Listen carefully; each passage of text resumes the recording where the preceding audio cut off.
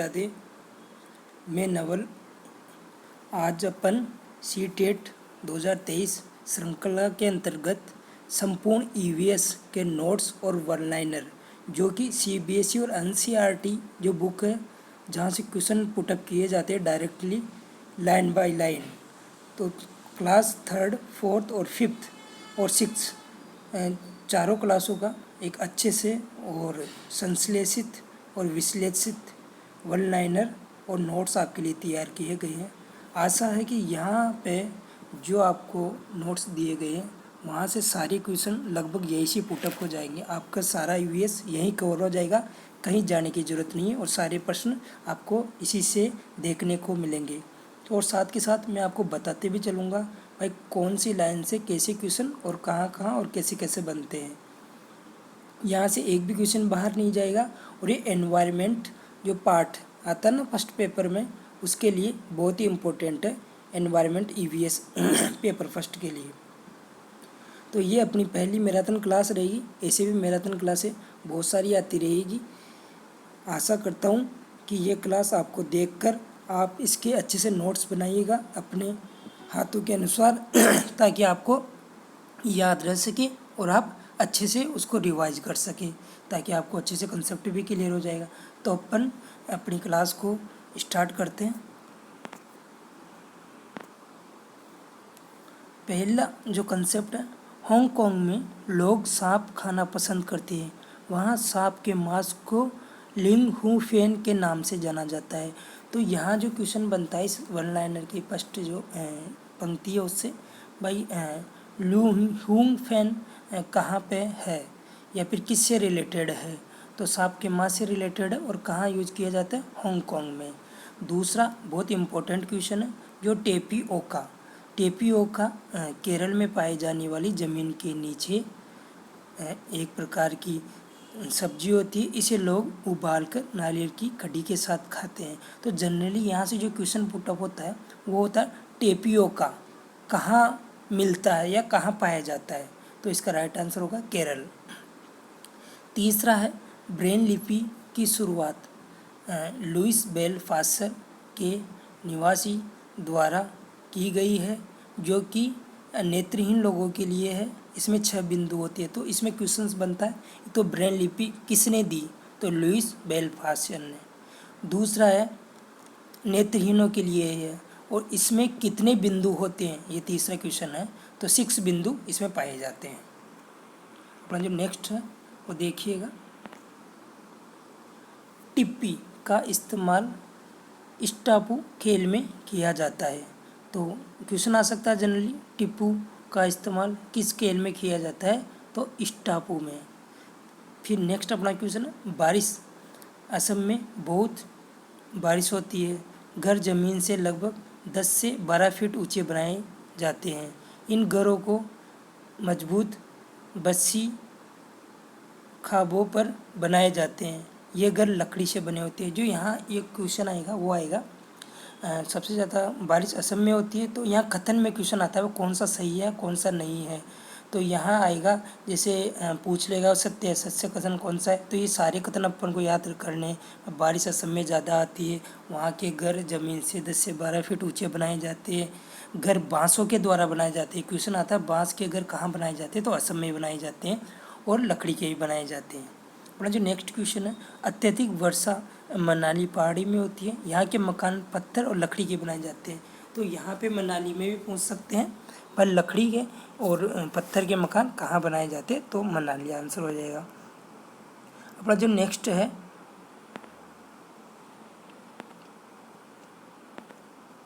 राजस्थान में बारिश कम गर्मी ज़्यादा होती है, इसलिए घरों की दीवारें मोटी मिट्टी से घरों को लिपा जाता है। घर के आंगन में वर्षा के पानी को इकट्ठा करने के लिए टाका बनाया जाता है। तो जनरली ये क्वेश्चन पूछा जा सकता है भाई बारिश के पानी को इकट्ठा करने के लिए टाका कहाँ बनाया जाता है या टाका किस लिए यूज होता है ना, ये क्वेश्चन बन सकता है इसमें। और इसके अलावा जो नेक्स्ट बिंदु अपना, जम्मू कश्मीर में इलायची और बादाम डालकर चाय बनाई जाती है जिसे कहना कहा जाता है। तो क्वेश्चन हो सकता है यहाँ से जो क्वेश्चन बनेगा वह कहना कहाँ से संबंधित है, तो जम्मू कश्मीर से। नेक्स्ट क्वेश्चन, केरल में लकड़ी की बनी छोटी नाव को वल्लभ कहते हैं और जुगाड़ गुजरात में चलता है। तो यहाँ से ये क्वेश्चन भी पूछा जा सकता है, भाई वल्लभ क्या होता है या फिर कहाँ से संबंधित है।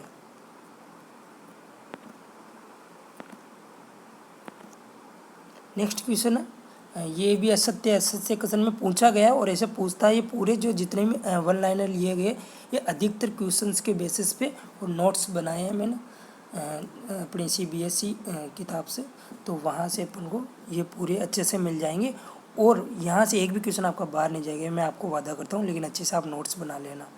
जिन जानवरों के कान बाहर दिखाई देते हैं उनके शरीर पर बाल होते हैं और वो बच्चे देते हैं, जैसे मानव और हाथी। और जिन जानवरों के कान बाहर नहीं होती मतलब उनके शरीर पर बाल नहीं होती और वो अंडे देते हैं, तो उसका उदाहरण हो गया चिड़िया और छिपकली और तोता। पर नेक्स्ट क्वेश्चन है हाथी। हाथी पर एक क्वेश्चन पक्का आता है, कथन में से कोई सा क्वेश्चन पूछ सकते हैं। तो हाथी एक बड़ा वयस्क हाथी एक दिन में 100 kg झाड़ी खाता है, ये पहला कथन है। दूसरा कथन, हाथी बहुत कम आराम करता है। तीसरा कथन, एक दिन में 2 से 4 घंटे ही सोता है। चौथा कथन, गर्मी लगने पर हाथी अपने कान हिलाकर हवा करता है। और हाथी को पानी और कीचड़ में खेलना पसंद है। हाथियों के झुंड में केवल हथीनियाँ और बच्चे ही रहते हैं। झुंड की सबसे बुजुर्ग हथीनी ही पूरे झुंड की नेता होती है। एक झुंड में केवल 10 से 12 हथीनियाँ और बच्चे होते हैं। हथीनियाँ 14 और 15 साल तक ही झुंड के साथ रहती है, इसके बाद हाथी झुंड छोड़कर अलग रहने लगते हैं। तो ये कथन सत्य असत्य कथन में ये क्वेश्चन पूछा जाता है हाथी वाला। तो एलिफेंट वाला अच्छे से याद कर लीजिएगा और उनको अच्छे से लिख लीजिएगा। और जो नेक्स्ट है, राजस्थान में खेजड़ी गांव जोधपुर में है। तो क्वेश्चन पूछ सकता है खेजड़ी गांव कहाँ है, तो राजस्थान में है। इसके अलावा कौन से समाज से रिलेटेड है, विश्नोई समाज से रिलेटेड है। यहाँ पेड़ व जानवरों की रक्षा की जाती है तथा रेगिस्तान में होते हुए भी यहाँ पर हरा भरा पाया जाता है खेजड़ली की वजह से। अच्छा, नेक्स्ट है खेजड़ली, ये पेड़ है, इन इलाकों में पाया जाता है। इसे ज़्यादा पानी की आवश्यकता नहीं होती। इसके साल से दवाई बनाई जाती है तथा लकड़ी को कभी भी कीड़ा नहीं लगता और फल की जो इसकी फलियाँ होती है उसकी सब्जी बनाई जाती है। नेक्स्ट कथन है और बहुत इम्पोर्टेंट है, कर्णम माहेश्वरी एक वेट लिफ्टर है या फिर उसको बोल सकते हैं भारोत्तोलन। ये भारोत्तोलन भी बोल सकते हैं या फिर वेट लिफ्टर भी बोल सकते हैं। यहाँ से क्वेश्चन आता है तो ये कहाँ से रिलेटेड है, कौन से प्रदेश से है, तो आंध्र प्रदेश से है। और भारत में इन्होंने 29 मेडल जीते। इनका रिकॉर्ड है 130 kg बार उठाना, तो बहुत इंपॉर्टेंट है ये। नेक्स्ट ये भी पूछा गया है, मधुबनी चित्रकला कहाँ से कौन से राज्य से संबंधित है, तो बिहार राज्य से संबंधित है। चित्र पीसे हुए चावल के गोल में रंगी मिलाकर बनाई जाती है। 16वां है, उत्तर प्रदेश में कचनार की फूल की सब्जी, केरल में केले के फूल की सब्जी, महाराष्ट्र में सहजन की फूल की सब्जी और कल चिड़ी इंडिया रोबिन ये घास के घुसाले बनाती है। मतलब कल चिड़िया है ना, जिसको अपन इंडियन रोबिन दूसरा नाम से भी जानते हैं, ये घास के घोंसले बनाती है। नेक्स्ट क्वेश्चन बहुत इंपॉर्टेंट है, यहाँ भी एक कथन पूछा जाता है, कोयल यह कभी भी अपना घोंसला नहीं बनाती। ये कोयल एक के घोंसले में अंडे देती है, मतलब ये कौवे के घोंसले में अंडे देती है और कौवा अपने अंडों के साथ साथ कोयल के अंडों को भी सेता है। मतलब कोयल अंडे दे के चली जाती है और उसका ध्यान फिर ख्याल कौन रखता है, कौवा रखता है और वही उनको सेवा मतलब सेता है, वही बड़ा करता है। कौवा एक ही ऊंची डाली पर घोंसले का बनाता है। कौवे के घोंसले में तो लोहे के तार लकड़ी की शाखाएं जैसी पाई जाती है। इसमें थोड़ा सा कहीं हिंदी मिस्टेक है क्योंकि ट्रांसलेशन किया गया, तो आप थोड़ा सा मैनेज कर लीजिएगा। वैसे अधिकतर कोशिश की गई सब जगह सही हो। नेक्स्ट क्वेश्चन बहुत ही इंपॉर्टेंट है, दर्जन चिड़िया यह अपने नुकीले चोंच से पत्तों को छेद करती है और उनके बीच बनी खेली को में मतलब अंडे देने के लिए तैयार रहती है। मतलब दर्जन चिड़िया कुल मिला के अपनी चोंच से किसी भी पत्ते को छिल सकती है। अब जो नेक्स्ट है वो है रेगिस्तान ओक। अब रेगिस्तान ओक कहाँ पाया जाता है? तो ये ऑस्ट्रेलिया में पाया जाता है, पहला क्वेश्चन। दूसरा है कि पत्तियाँ बहुत कम होती है, ऊंचाई बहुत ज़्यादा होती है। अपना जो नेक्स्ट है वो है पीहू। ये एक प्रकार का त्यौहार है जो कि असम से संबंधित है। तो डायरेक्ट क्वेश्चन पूछा जाता है बिहू कहाँ मनाया जाता है या कहाँ कौन से प्रदेश से संबंधित है? तो यहाँ आ जाएगा असम। किस उपलक्ष्य में मनाया जाता है? चावल की जब नई फसल कट के आती है उस उपलक्ष्य में मनाया जाता है।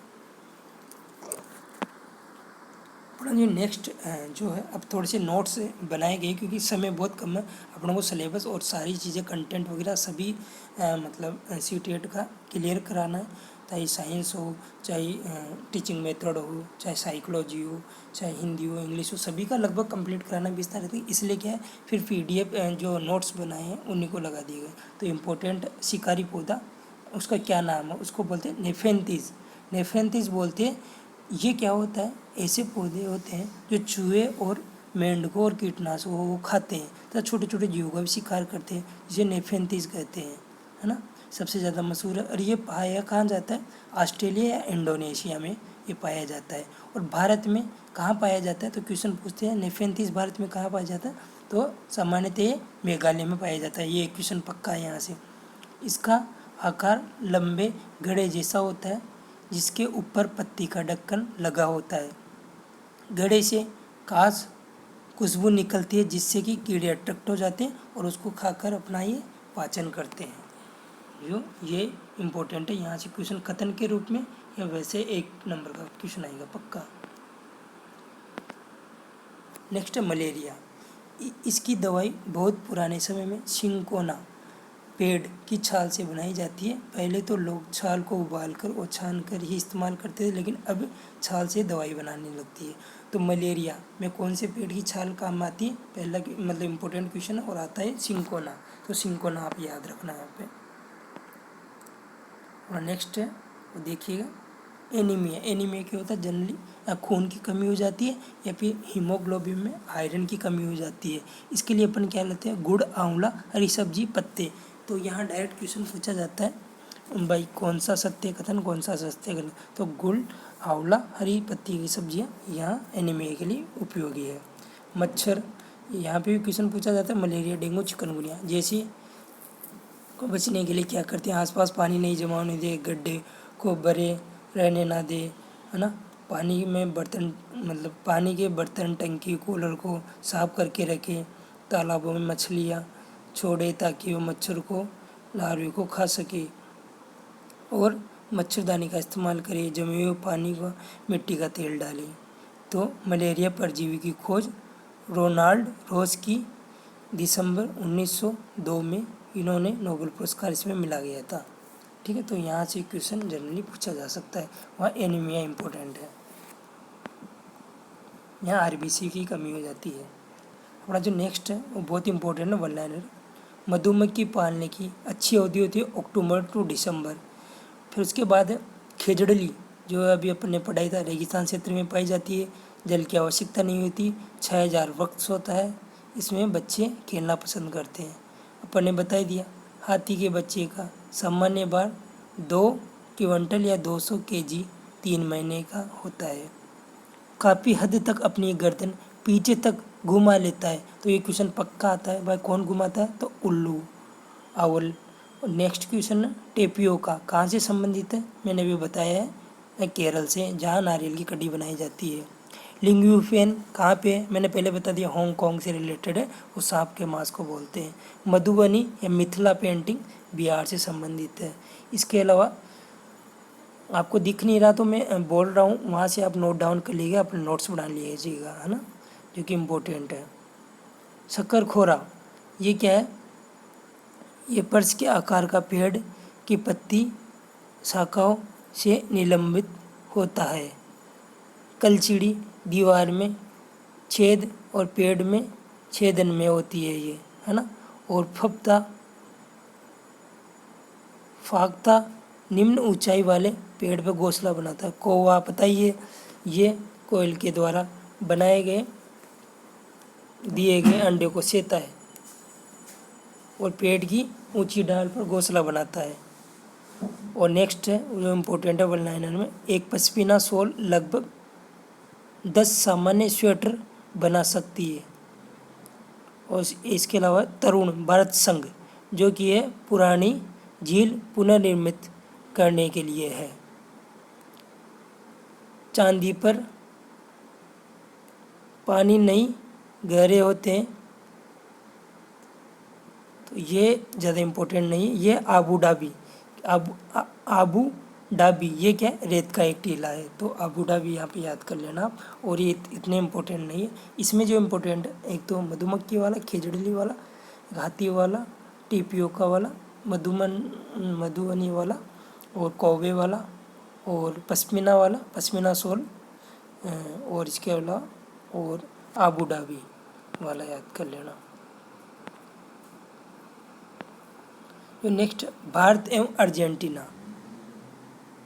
भारत और अर्जेंटीना ग्लोब में एक दूसरे के सापेक्ष उल्टे होते हैं। जब जनरली क्वेश्चन पूछा जाता है भाई कौन किसके सापेक्ष ग्लोब में उल्टा रहता है, तो यहाँ जो अपना राइट आंसर होगा वो हो गया अर्जेंटीना।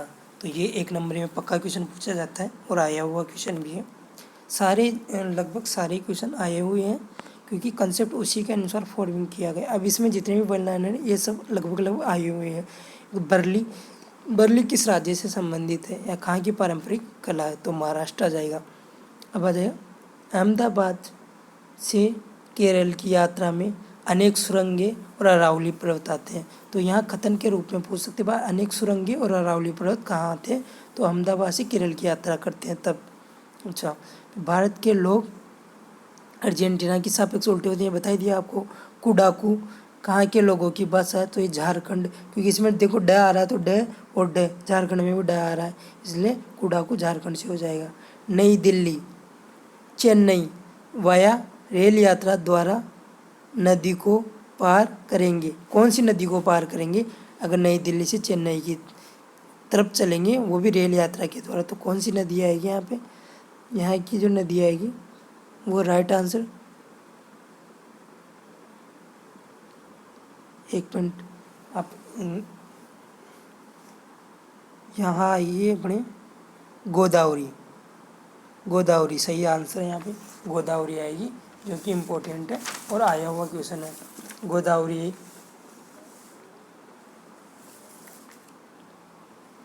गोदावरी राइट आंसर है। और अगला है ठंडा रेगिस्तान, इसको लद्दाख बोलते हैं। उसी से ठंडा उसी से गर्म पुस्तक किसने लिखी, जाकिर हुसैन ने। आंध्र प्रदेश में वस्त्रों पर की जाती है कारीगरी, उसको क्या बोलते हैं, पोचमपल्ली और कलबकारी। तो पोचमपल्ली कलबकारी क्या है, किससे संबंधित है, तो आंध्र प्रदेश से। और बिहू अभी पढ़ने पड़ा, ये बिहू कहाँ से संबंधित है, असम से संबंधित है। भरतनाट्यम तमिलनाडु से है, ये पक्का क्वेश्चन है, भरतनाट्यम तमिलनाडु से। ओडिशा से संबंधित है। और यक्षगान कहाँ का नृत्य है, कर्नाटका का है। और कथक कहाँ का है, यूपी का है। पक्षी अपनी गर्दन अधिक हिलाते हैं, अधिकांश पक्षी के नेत्र स्थित होते हैं और घूम नहीं सकते हैं, तो ये कथन में पूछा जाता है हमेशा। और नेक्स्ट जो क्वेश्चन है, गोवा राज्य के अधिकतर लोग नारियल के तेल में पकी हुई सब्जी से मछली खाना पसंद करते हैं।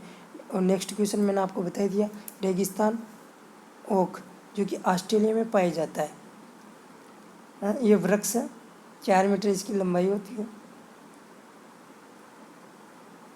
वृक्ष के तने में पानी एकत्रित होता है, 30 गुना तक इसकी जड़ें लंबी होती है। क्रॉस कांसा या ब्रॉन्ज, इसे भट्टी में कॉपर व टिन को पिघाल कर बनाया जाता है। माउंट एवरेस्ट नेपाल का भाग है, इसकी चोटी की लंबाई 8,900 है। यहाँ जो इम्पोर्टेंट है वो एक तो बर्लिन वाला है, एक अहमदाबाद है, कुडाकू है। और यहाँ से जो क्वेश्चन पूछे गए हैं, एक है आंध्र प्रदेश वाला, एक असम बिहू वाला, एक है ये अपने गोवा वाला, एक ऑस्ट्रेलिया वाला, ये इम्पोर्टेंट है, इनको अपने नोट्स में ऐड कर लीजिएगा। जो नेक्स्ट और इम्पोर्टेंट है वो है सामान्यतः क्या है, जो अपना ईवीएस है, ईवीएस में क्या होता है, जो उसकी प्रोसेस होती है स्किल की, वो 6 प्रकार से काम करती है। तो यहाँ पे अपन को जो क्वेश्चन पूछा जा सकता है, कौन सी स्किल है प्रक्रिया की या नहीं है, ईवीएस की जो प्रक्रिया है, कौशल की प्रक्रिया है, उसकी कौन सी स्किल है या नहीं है। तो पहला अवलोकन तो है, दूसरा क्लासीफाइंग मतलब वर्गीकरण, तीसरा है मेजरमेंट या फिर मापन, चौथा है कम्युनिकेटिंग मतलब संप्रेषण, और पांचवा है इंटरफेयरिंग या निष्कर्ष निकालना, और 6 है प्रेडिक्टिंग मतलब अनुमान करना। तो ये सारे इसमें से ये क्वेश्चन पूछा जा सकता है कौन सा है या कौन सा नहीं है।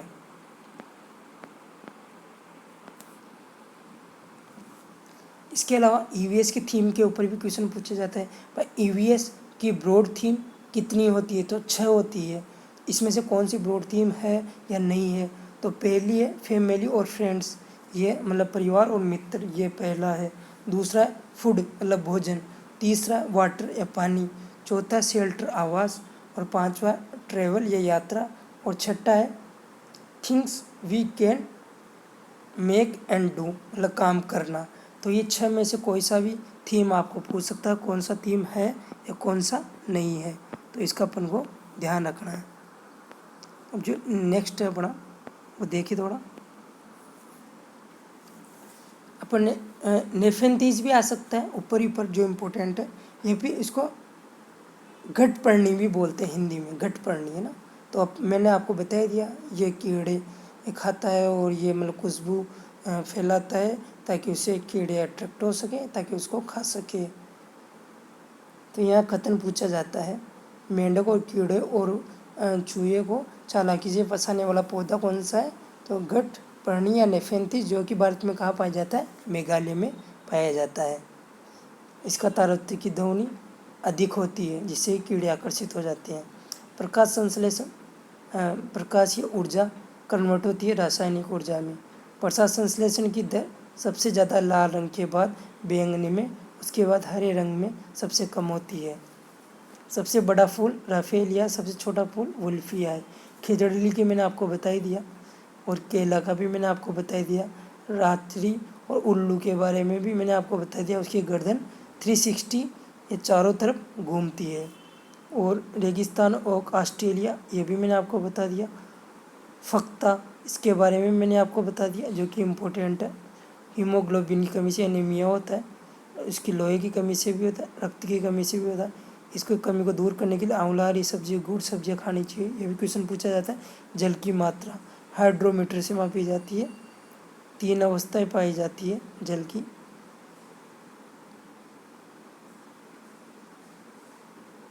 जिस वस्तु का जल के घनत्व से अधिक होता है तो वह डूब जाती है, और जिस वस्तु का जल का घनत्व उससे कम होता है तो वह तैर जाती है।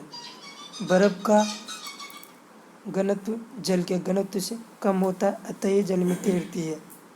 और जो नेक्स्ट क्वेश्चन है वो मर्त्य सागर, सभी सागरों का जल लवणीय होता है, इसमें मर्त्य सागर की लवणता सर्वाधिक है, इसमें लगभग 300 ग्राम प्रति लीटर है। इस प्रकार की लवणता वाले जल से अधिक घनत्व के कारण कोई भी मनुष्य नहीं डूबता, मतलब घनत्वता ज़्यादा होती है लवण की, इसलिए मनुष्य सागर में डूबता नहीं है।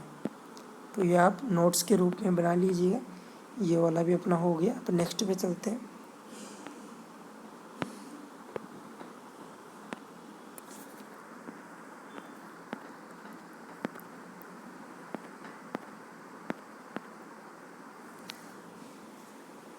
नेक्स्ट है जो मैंने पश्मीना बताया अभी आपको, पश्मीना क्या होता है उसके बारे में बताया। तो वो होता है ये खास तरीके से बकरी जो पालते हैं वो होता है, और इससे बकरियों से क्या है, बालों से क्या है, उनकी धुनाई करके पश्मीना ऊन बनाई जाती है, जो कि स्वेटर बनाने में और ऐसे मतलब गर्म कपड़े बनाने में यूज लिए जाते हैं। तो जनरली आप बस ये याद रखना भाई पश्मीना क्या होता है, कहाँ पाया जाता है, बस इतना सा याद रखना आपको। अब है ये चारों की चारों क्वेश्चन इम्पोर्टेंट है, मैं आपको बोल रहा हूँ, आप नोट्स के फॉर्म में इनको उतार लेना। पक्षियों की आँखें उनके सिर की दोनों तरफ होती है, एक ही समय में दो अलग अलग चीज़ों पर नज़र डाल लेते हैं। जब ये बिल्कुल सामने देखते हैं तब इनकी दोनों आंखें एक ही चीज़ पर होती है। तो कथन के रूप में इसमें से किसी भी क्वेश्चन बना के आपसे पूछा जा सकता है। इसके अलावा कई पक्षी अपनी गर्दन पर बहुत ज़्यादा हिलाते हैं क्योंकि ज़्यादातर पक्षियों की आंखों की पुतलियाँ घूम नहीं सकती, तो ये अपनी गर्दन घुमा कर ही आसपास देखते हैं, ये भी इम्पोर्टेंट है। नेक्स्ट है चील, बाज और गिद्ध जैसे पक्षी हमसे 4 गुना ज़्यादा दूर देख लेते हैं। जो चीज़ हमें 2 मीटर की दूरी से दिखती है वही चील से पक्षी 8 मीटर दूरी से देख लेते हैं। चील है वो तो 8 मीटर देख लेती है, और ये चील, बाज और गिद्ध 4 गुना ज़्यादा दूर तक देख सकते हैं, मतलब 8 मीटर की ये दूरी तक देख सकते हैं। तो इम्पोर्टेंट है, यहाँ के नोट्स बनाने ला। मैं PDF भी आपको मेरे Telegram channel mister psychology expert पे आपको मिल जाएगी, तो आप कमेंट बॉक्स में लिख दीजिएगा सर हमें PDFs वगैरह चाहिए, तो वहाँ आपको पूरी प्रोवाइड हो जाएगी। और सारे क्वेश्चन लगभग EVS के यहीं से देखने को मिलेंगे आपको। मैं आपको आशा करता हूँ आप बस साथ बनाए रखिएगा। आपको CTET 2023 को क्लियर कराने की गारंटी मेरी है, वो भी 20 दिन में। और अपन आशा करेंगे अपन पक्का जीतेंगे इसमें। और दिन में जागने वाले जानवर कुछ रंग देख पाते हैं और रात में जागने वाले जानवर हर चीज़ को सफ़ेद और काली ही देखते हैं। तो क्वेश्चन सफ़ेद और काली का यहाँ पक्का क्वेश्चन आता है, तो इसका थोड़ा सा ध्यान रखिएगा।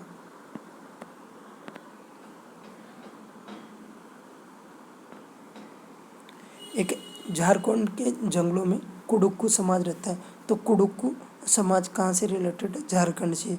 तोरांग का मतलब क्या है? कुडुक्कू भाषा। तो कुडुक भाषा कहाँ से संबंधित है? तोराक से है।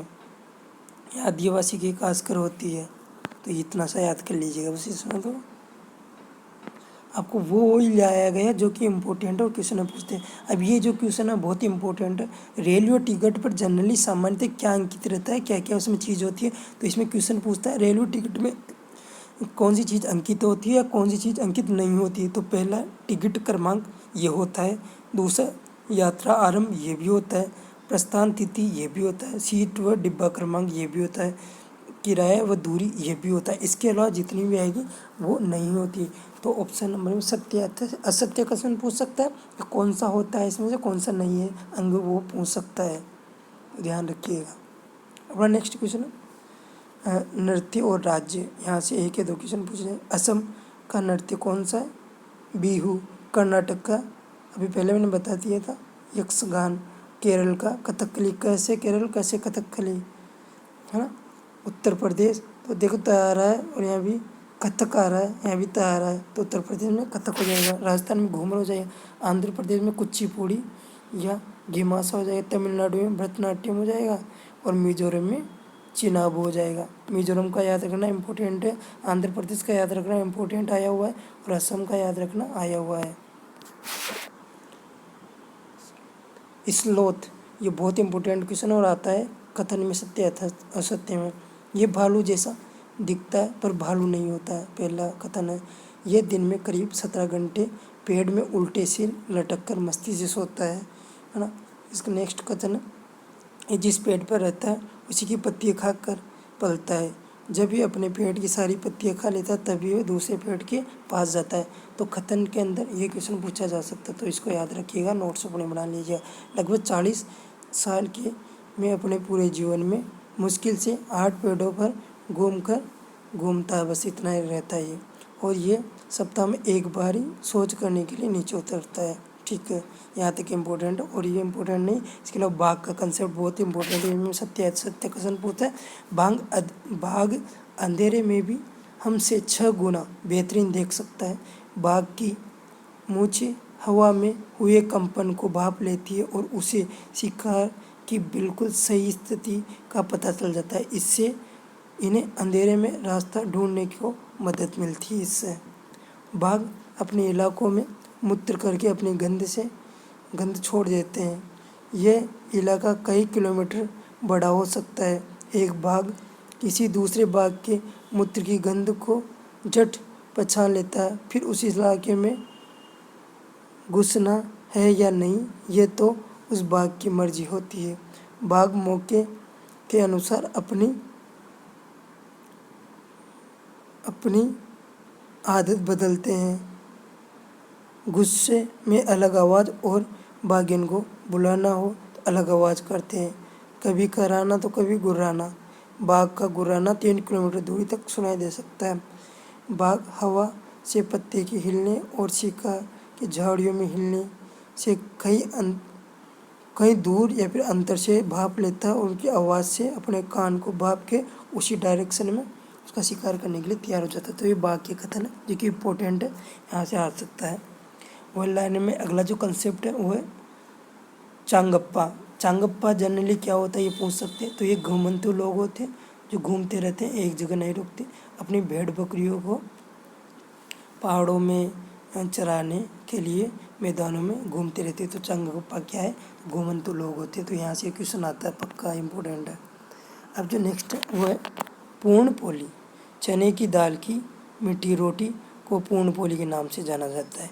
जो नेक्स्ट क्वेश्चन है इम्पोर्टेंट है, बगुला और भैंस पर बैठता है बगुला, तो क्यों बैठता है, क्या रीज़न है? तो ए ऑप्शन है, बगुला मनोरंजन के लिए बैठता है। भैंस बगुले को एक स्थान से दूसरे स्थान तक लाने जाने में मदद करती है। तीसरा ऑप्शन है, बगुला भैंस से डरना या डरता है, चाहता है या डरता है। और चौथा, बगुला और भैंस में सहजीवी का संबंध होता है। तो ये दोनों ही सही है। इसमें राइट आंसर हो सहजीवी का संबंध होता है, जो कि इम्पोर्टेंट क्वेश्चन है और हमेशा आता है ये, तो याद रखना। अब बरली एक पारंपरिक कला का प्रकार है। बरली नामक स्थान किस राज्य में स्थित है? तो आपको मैंने बताया था बरली कहाँ स्थित है, मैंने आपको बताया था बरली कहाँ स्थित है। तो पीछे ये आपको गृह कार्य दिया गया है, बरली और जो नीचे वाला क्वेश्चन है वो। ये दोनों क्वेश्चन आप कमेंट में मेरे को आंसर दे देना, ताकि मैं आपको भी पहचान सकूं और देख सकूं आपने कितने नोट्स बनाए और क्या मेहनत किया है। मैं आपको बता रहा हूँ, ये जो क्लास है ये मैराथन क्लास है और इसमें से एक भी क्वेश्चन आपका ईवीएस का बाहर नहीं जाएगा। लगभग सारे क्वेश्चन इसी से मिल जाएंगे। मैं आशा करता हूँ अगर आपको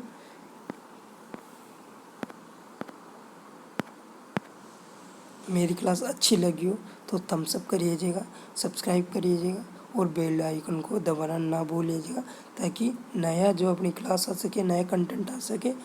अपना टारगेट है 20 दिन में सीटेट को क्लियर करना। अपन डेली लगभग ऐसी एक मैराथन लाया करेंगे, जिससे कि अपन इम्पोर्टेंट क्वेश्चन और अच्छे कंसेप्ट, ताकि जो पेपर ओरिएंटेड हो, अपन एक्स्ट्रा अदरवाइज नहीं पढ़ेंगे, अपन क्वालिटी पढ़ेंगे, क्वांटिटी नहीं पढ़ेंगे। तो अगर आपको ये चीज़ पसंद आई हो तो लाइक, कमेंट और शेयर करिएगा। जय हिंद, जय भारत, वंदे मातरम। और पीडीएफ चाहिए तो आप कमेंट में लिख के सेंड कर दीजिएगा। आपको पीडीएफ मेरे टेलीग्राम चैनल, जो कि यूट्यूब चैनल, टेलीग्राम चैनल दोनों का नाम सेम है, मिस्टर साइकोलॉजी एक्सपर्ट के नाम से आपको मिल जाएगा। आप कमेंट में लिख के भेज दीजिएगा जो भी डाउट है। नेक्स्ट वीडियो में अपन और अच्छा इससे बेटर करेंगे। Thank you so much. वंदे मातरम, जय हिंद, जय भारत।